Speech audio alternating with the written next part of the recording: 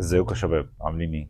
يا رب تكونوا بخير. بما ان كمال الاجسام الفتره الاخيره اتشهرت بسبب البيج رامي في مصر بالذات لما اخد مستر اولمبيا مرتين، ده خلى الناس عندها فضول تتابع ايه كمال الاجسام او مين هو البيج رامي او اشمعنى البيج رامي في الفئه دي وليه. وفي ناس بتكسب في فئات تانية وابطال، طب دول ليه مش زي البيج رامي؟ انا النهارده هقول لكم المسابقات بتتم ازاي، والاتحاد هو اتحاد واحد ولا كام اتحاد، وكمال الاجسام كام فئه، والتصنيف بيتم فيها ازاي. تعالوا بس بعد الفاصل.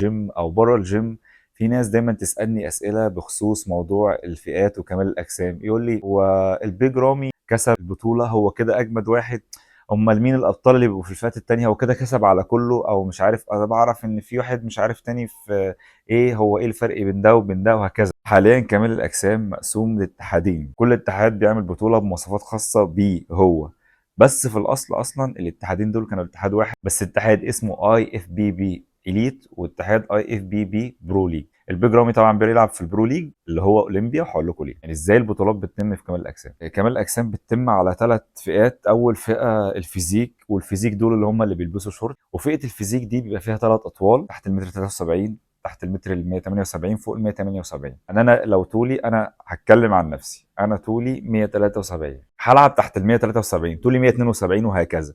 يعني كل الاطوال اللي تحت المتر 73 هيلعبوا في الطول ده، بعديهم هيجوا المتر 78 نفس النظام، وفوق المتر 78 نفس النظام. حلو الكلام.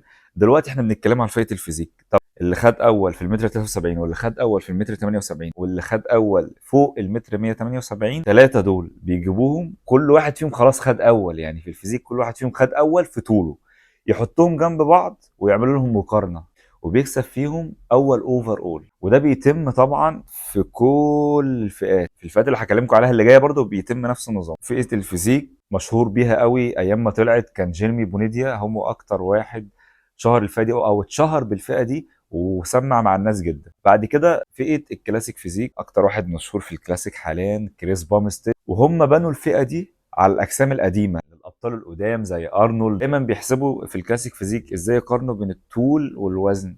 بمعنى انت طولك مثلا متر 75، هتشيل 100 هيبقى كام؟ 75. يقول لك مسموح فوق ال 75 دول 8 كيلو او 6 كيلو على حسب ما هو بيحدد لك. لو انت عديت الوزن ده ما بيصنفكش كلاسيك، بيصنفك بودي بيلدينج. يعني مثلا انت متر 75، المفروض يبقى وزنك مثلا 83 كيلو.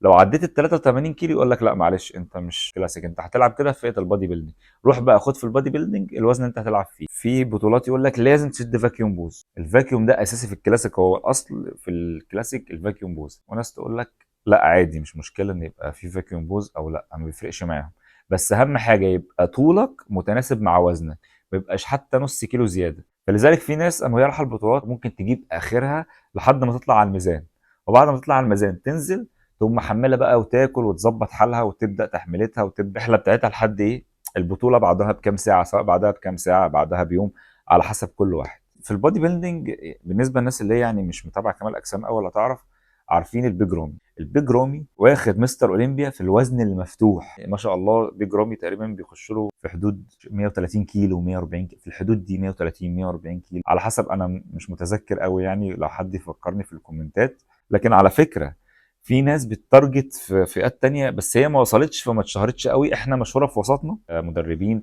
ولاعيبه عارفينهم بحكم اللعبه، ممكن ما يكونش واصل لكم الناس دي، زي مثلا الورداني، مبابي، زي الناس دي كلها. ودايما ال 212 بيبقوا قصيرين شويه، يعني ال 212 اقل من 90. ثالث نقطه، في فرق بين الاليت والبرو ليج في حاجه مهمه جدا، ممكن ناس كتيره ما بتبقاش مستوعباها ومش فاهماها. الاليت لو لعبت بطوله عاديه، يعني لو نافست في بطوله وفيها كارت احتراف وخدت كارت الاحتراف بتلعب عالم على طول. لكن في البرو ليج اللي هي زي مستر اولمبيا كده، لازم تلعب اولمبيا هواه وتاخد كارت الاحتراف. بعد ما تاخد كارت الاحتراف تحصل ايه؟ تلعب بطولات اسمها بطولات برو، بتنافس ناس واخدين كارت احتراف من دول تانية. حلو.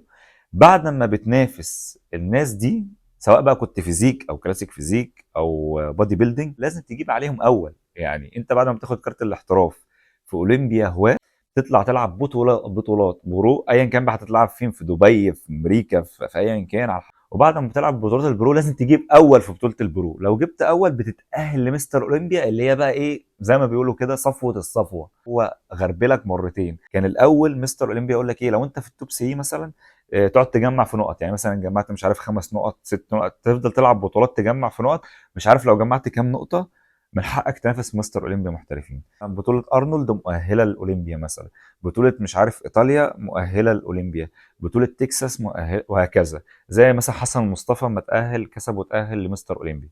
هي بتبقى صعبه شويه لانها تقيله شويه عن الاليت. الاليت ايه، مش معروفه قوي، بطولاتها مش ياما على مستوى العالم، ملهاش نفس اهميه البرو ليج. في الغالب يا اما ماديا الحاله كويسه، يا اما معاهم سبونسرات بيصرفوا عليهم، لان فعلا لازم تطلع بكونديشن وسيمتري وعمق عضلي وشغلانه كبيره، لدرجه ان انت اما بتنافس مستر اولمبي محترفين ممكن تكون دخلتها بعد 3 4 5 6 سنين، يعني زي البيج رامي كده فاهمني. ممكن لما تخشها تلاقي نفسك جايب 10 و20 و15، مش بالضروره من اول ما تخش بقى تكسب. على فكره تضطر لو انت خسرت السنه دي تلعب بطولات برو تاني عشان تكسب، عشان تخش مستر اولمبيا تاني. يعني مش بتخسر بقى وترجع وتقول انا السنه الجايه هلعب اولمبيا، لا. الوحيد اللي بيلعب مستر اولمبيا تاني كل سنه اللي خد اول مستر اولمبيا، زي البيج رامي مثلا. يعني البيج رامي خد مستر اولمبيا، يفضل ليه الحق طول ما هو موجود ينافس في مستر اولمبيا، مش محتاج يلعب بطولات تانية. هرجع اقول لكم في الاول كان بالنقط، كان ينفع تجمع نقط وتلعب. حاليا طبعا اللي بينافس في الكلاسيك فيزيك، في ناس تعرفه ميشيل دعبول.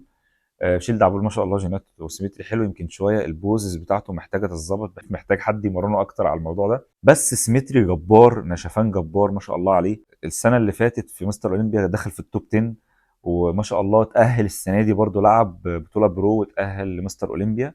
فمن الاخر اما تلاقي حد يقول لك انا جبت اول، هو ما جابش اول على كله. يعني هي مش بطوله باكج واحده وجاب فيها اول، هي مش بطوله اتعملت مثلا فيها 100 نفر مثلا، هنفترض 100 نفر مثلا، ال 100 نفر ما بيلعبوش على جنب بعض وبيطلعوا ويتنافسوا مع بعض، لا هي مش كده خالص. ال 100 نفر دول بيتصنفوا ناس بتلعب فيزيك، ناس بتلعب كلاسيك، ناس بتلعب بادي بيلدينج.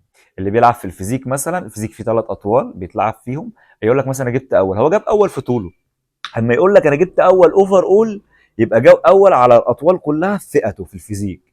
جاب اول اوفر اول في الكلاسيك، يبقى هو جاب اول اوفر اول على الفئه بتاعته في الكلاسيك. لكن هتيجي تقول لي هم بيلعبوا اوفر اول مثلا بادي بيلدينج مع كلاسيك مع فيزيك، مستحيل تحصل، مستحيل. معايير ده زي معايير زي معايير ده، مستحيل.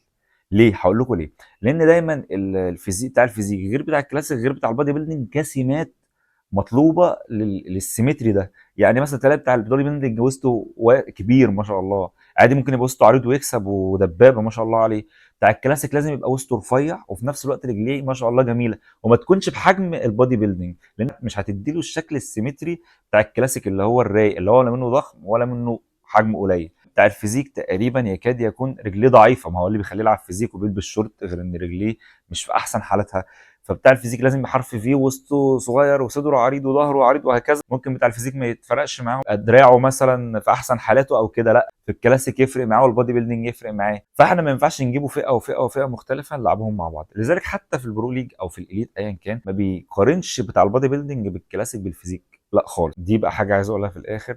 دايما الناس تيجي تتكلم مثلا معايا او مع غيري، مع اي مدرب او ايا كان، فيجي يقول له انا عاوز انافس في البطوله، عايز اكون زي البيج رامي او ايا كان، اللي هو لا انا بجد انا عايز العب وعايز اخش وعايز مش عارف ايه. هو اصلا مش فاهم هو هيلعب في انهي فئه، هو عايز يلعب وخلاص، هو عايز يعمل فورمه وخلاص. لازم يبقى انت عارف عاوز تخش فيها ايه وجسمك مناسب لايه. في ناس بعد التدريب فتره بيبقى باين على السيمتري بتاعه ان هو ممكن يلعب ايه. في واحد رجليه دايما ضعيفه ما يمرنها، فهو خلاص متصنف فيزيك. وعلى شرط ممكن تبقى مصنف فيزيك لمجرد ان رجل ضعيفه بس سيمتريك فوق برضه ما تنفعش تبقى فيزيك. اللعبه دي فيها جينات، خلينا صراحه اللعبه دي فيها جينات.